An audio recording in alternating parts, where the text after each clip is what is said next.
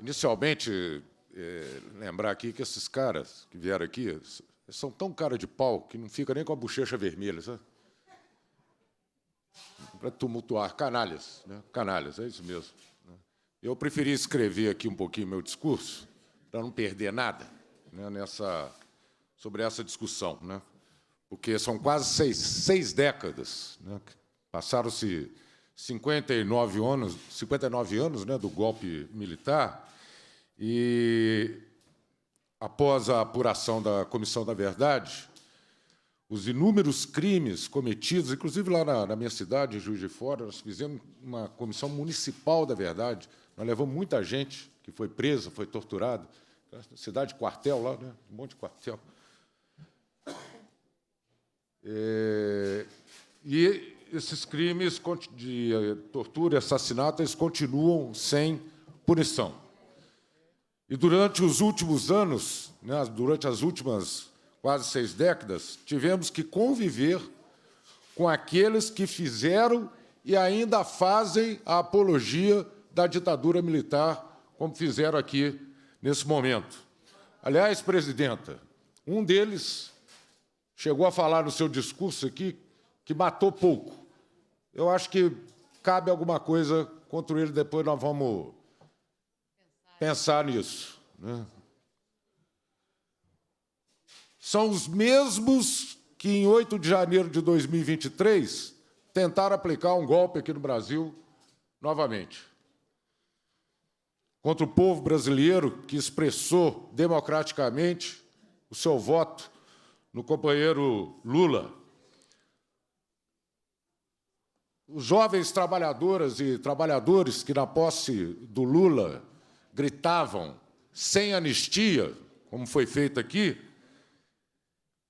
estão cobertos de razão, porque esse grito, né, de sem anistia está engasgado desde o fim da ditadura militar na garganta dos militantes, né, na garganta do povo brasileiro.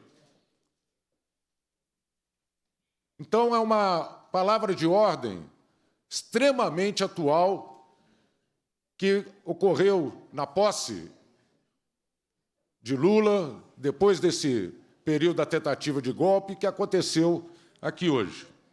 Mas, voltando aos tempos da ditadura, seria bom lembrar também do Brasil ame ou deixe-o, né, que é praticamente o mesmo slogan que o Verme, que foi eleito em 2018,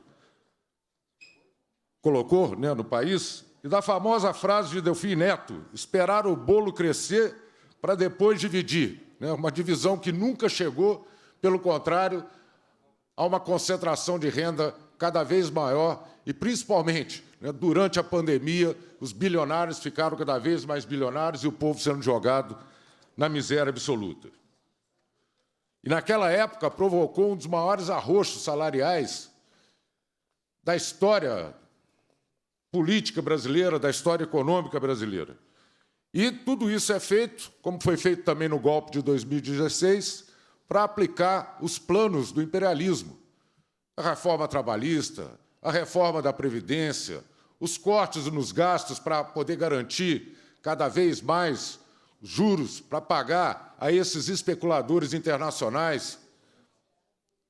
É o mesmo processo que aconteceu em 64, que aconteceu em 2016, para atender ao mesmo tipo de gente, a 1% da população mundial, que aplicam esses golpes de tempos em tempos.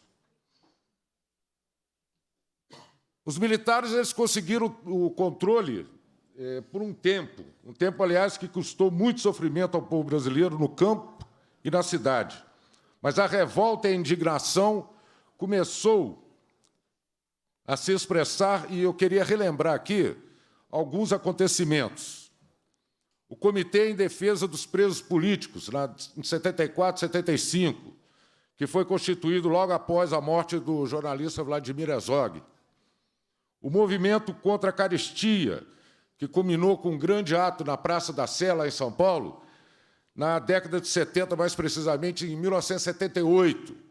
A greve de fome dos presos de Itamaracá, em Pernambuco, em 79, as várias manifestações dentro e fora das universidades entre 76 e 78, a greve dos metalúrgicos entre 79 e 81, que levou milhares de pessoas às ruas, em todo o Brasil, uma greve nacional, e que levou diversos diretores do ABC, dos sindicatos metalúrgicos do ABC, à prisão, inclusive o companheiro Lula. A classe trabalhadora mineira integrou-se a esse movimento nacional. As grandes mobilizações dos professores deu origem ao que hoje nós chamamos de CIDUT, né? Na época era UT. Os movimentos grevistas, aqui em Belo Horizonte, a construção da oposição bancária, que tirou os pelegos e os interventores da direção do sindicato, os trabalhadores da construção civil, né, que organizaram uma grande manifestação em Belo Horizonte, cansado dos baixos salários, das péssimas condições de trabalho. Né, esses são alguns exemplos que a gente tem procurado lembrar. Né, e foi todo esse movimento que culminou, né, na luta pelas diretas já, que naquele momento foi a expressão maior do que o povo brasileiro exigia, o fim da ditadura militar e a democratização do Estado brasileiro.